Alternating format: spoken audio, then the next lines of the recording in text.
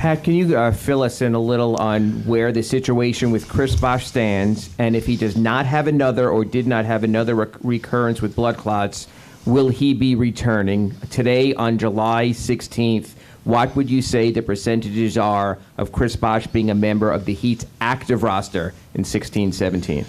It's always fluid, and it has been since there was a diagnosis and a decision for him not to play for the rest of the season. You know, what the standard of care is in that situation is what drove us to make that decision.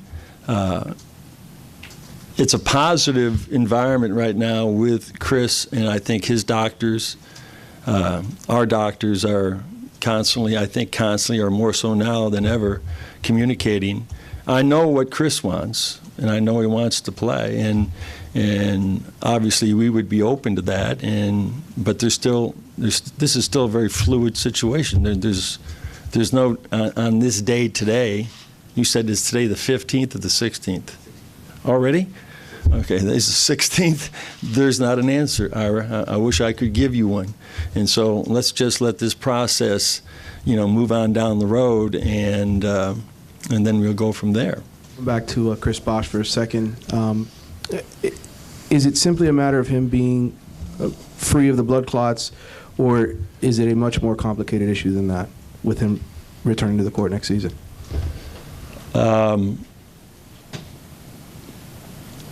I can't speak medically about this thing. I can only speak from a basketball standpoint, and that he's been working out, and that he's going to probably continue to work out. And so from a basketball standpoint, is it complicated?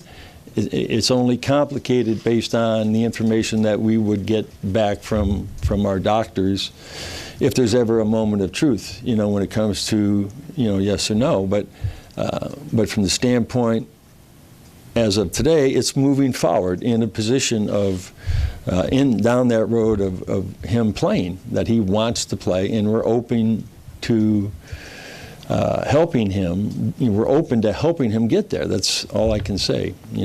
It's a sensitive, complicated situation that I can't really speak to medically. From a basketball standpoint, I've been told, sort of put on hold here, but we know what Chris is capable of, and the last 2 years,